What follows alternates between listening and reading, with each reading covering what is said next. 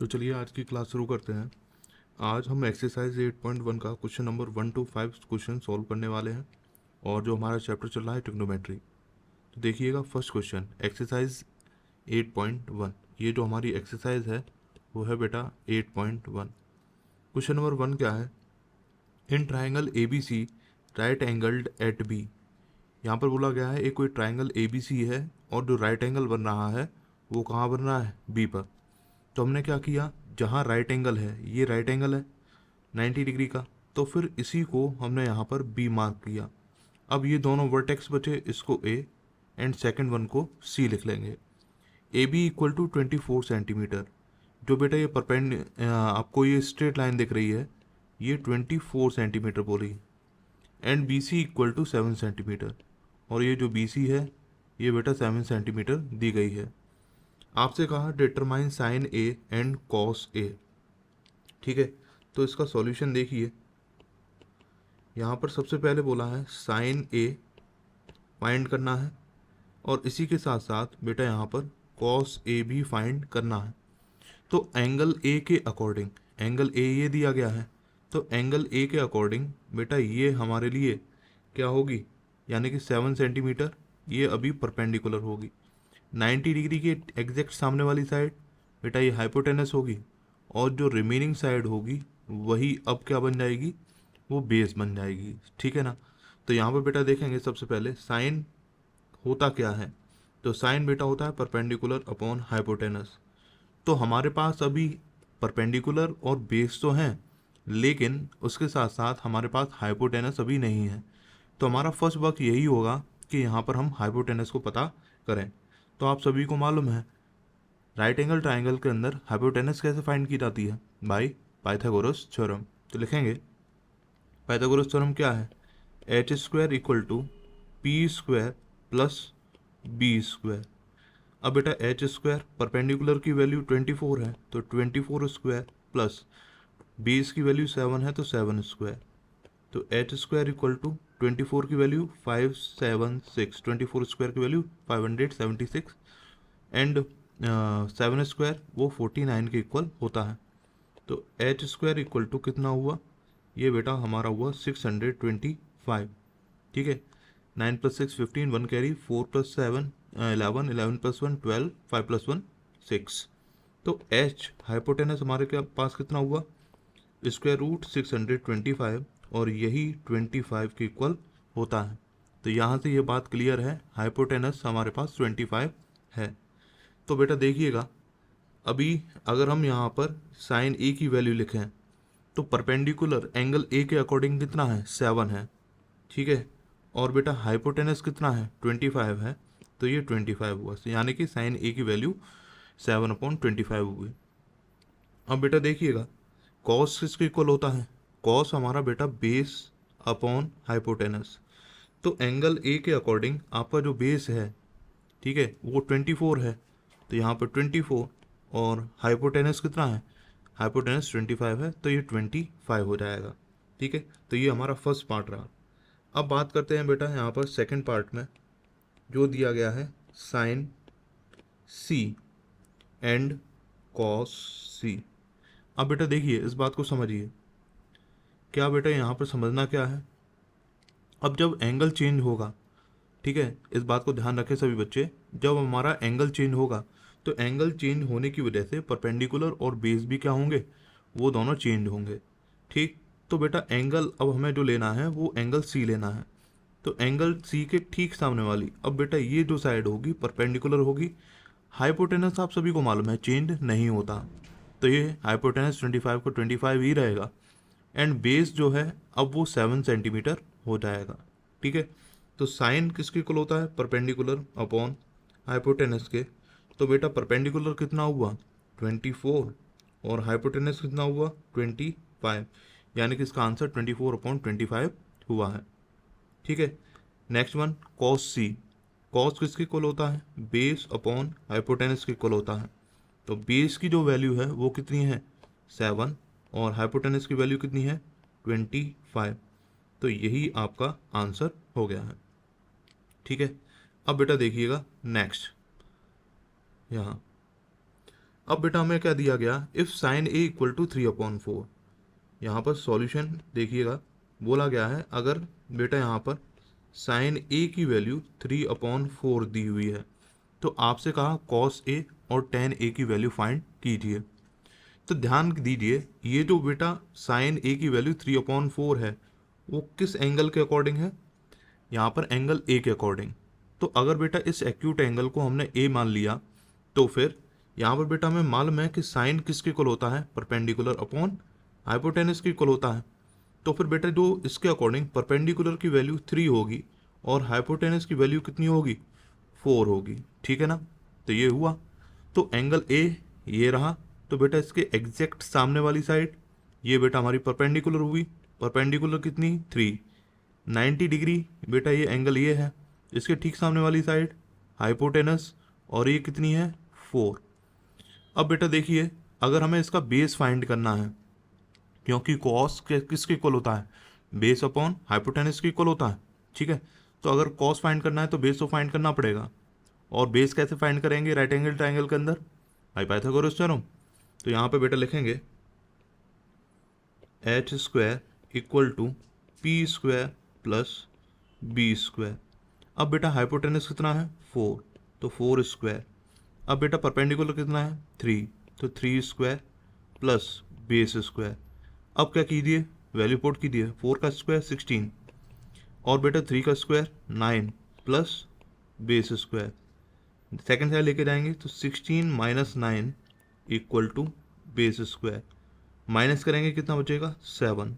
अब 7 base square equal है, लेकिन हमें वैल्यू चाहिए बेस की, तो स्क्वायर को सेकंड साइड भेजोगे स्क्वायर रूट में कन्वर्ट होगा, तो यही इसका आंसर कितना हो जाएगा, स्क्वायर रूट 7।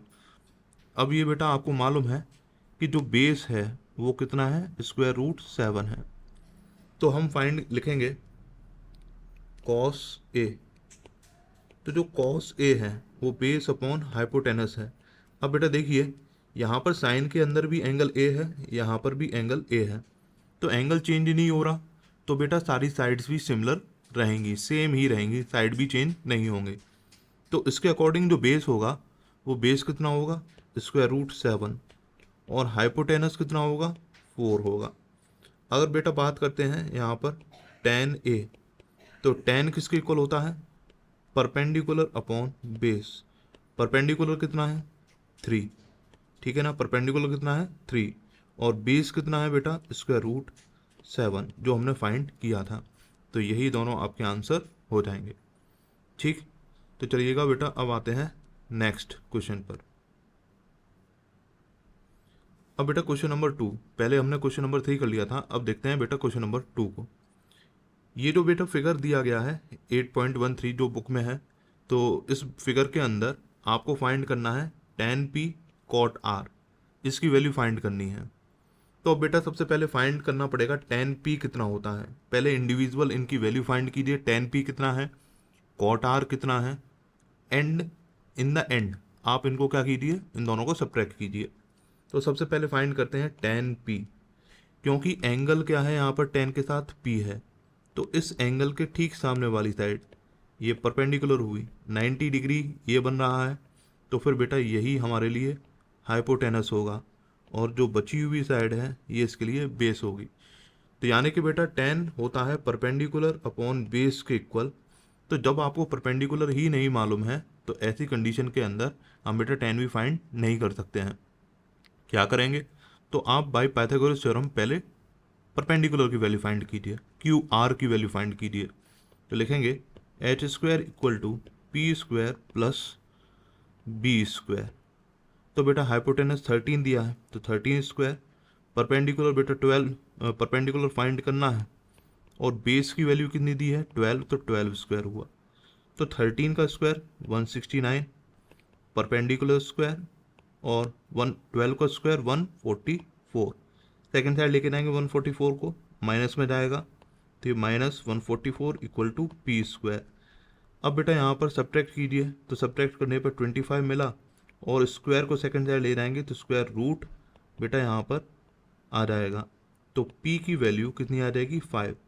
तो यहाँ से हम कह सकते हैं कि बेटा ये जो परपेंडिकुलर होगा, ये परपेंडिकुलर की वैल्यू कितनी होगी 5 हो जाएगी। ठीक है, चलिए तो अब बेटा परपेंडिकुलर एंगल पी के अकॉर्डिंग 5 है और बेटा बेस कितना है 12 है। अब बात करते हैं बेटा यहाँ पर कॉट आर की।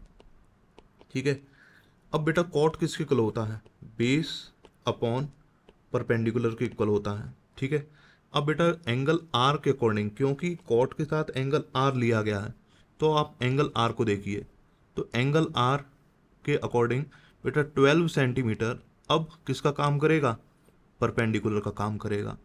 और अब बेटा ये जो आपका 5 सेंटीमीटर आपने फाइंड किया था, अब यही किस में कन्वर्ट हो जाएगा, बेस में कन्वर्ट हो जाएगा।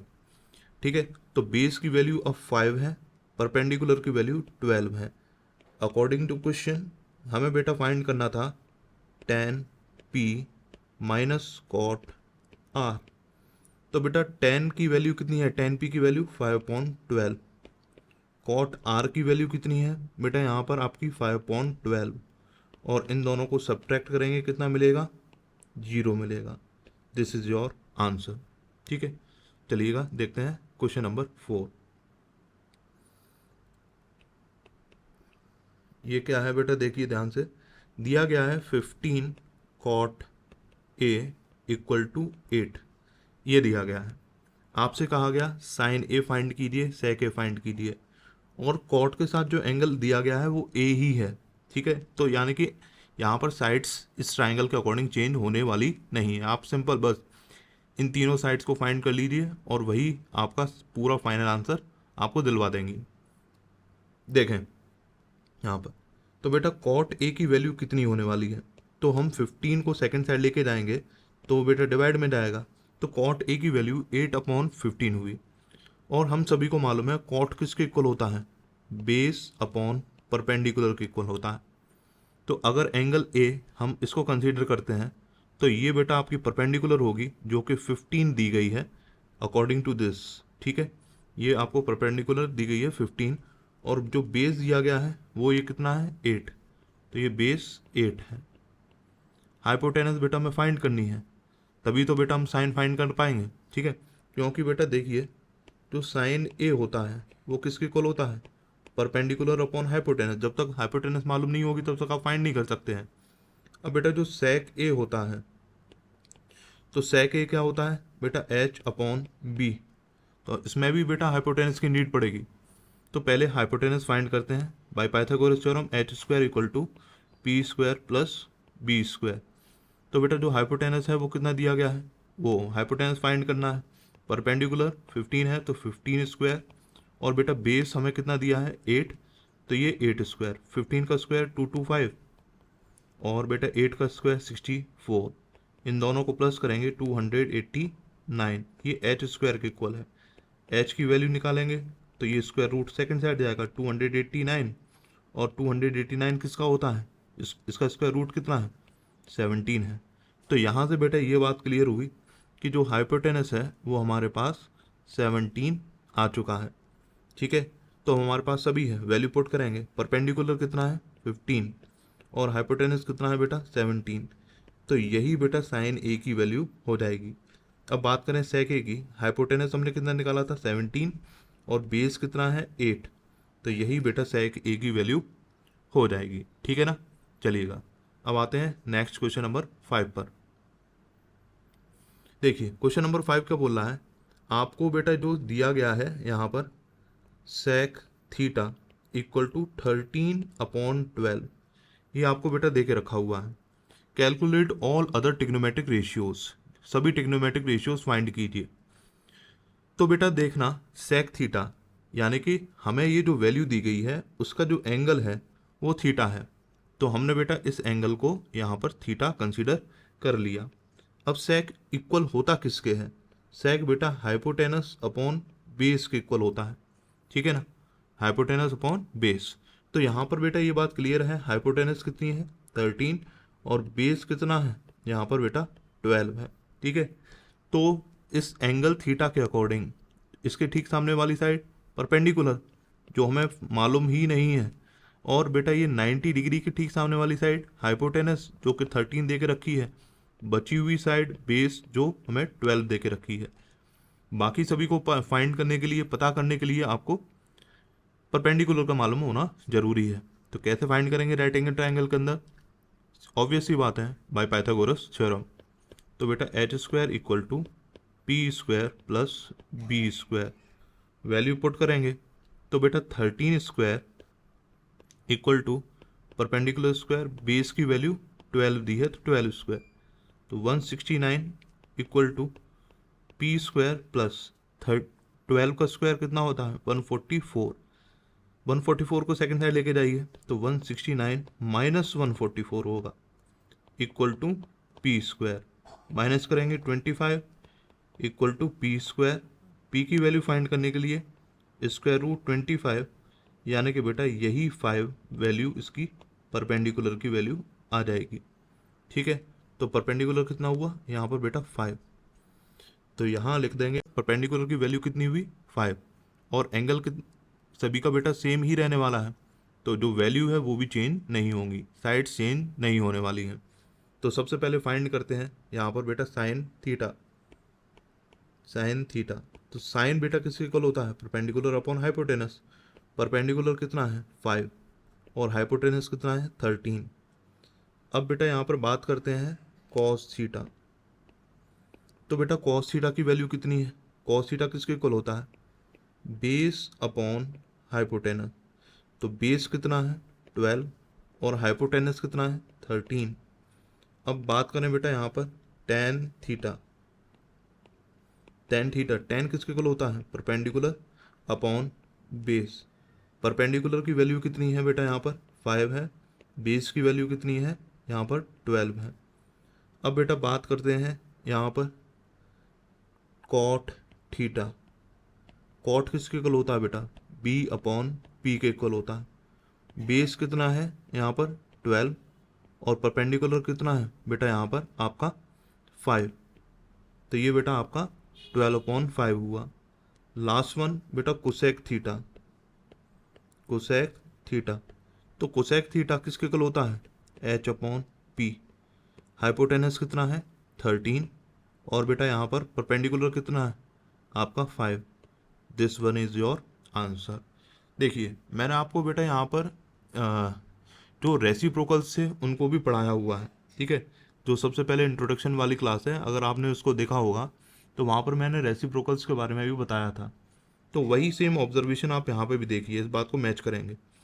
साइन थीटा का रेसिप्रोकल क्या होता है कोसेक थीटा, तो साइन थीटा जब 5/13 है, ठीक है, तो कोसेक थीटा 13/5 है, जस्ट इसका रेसिप्रोकल।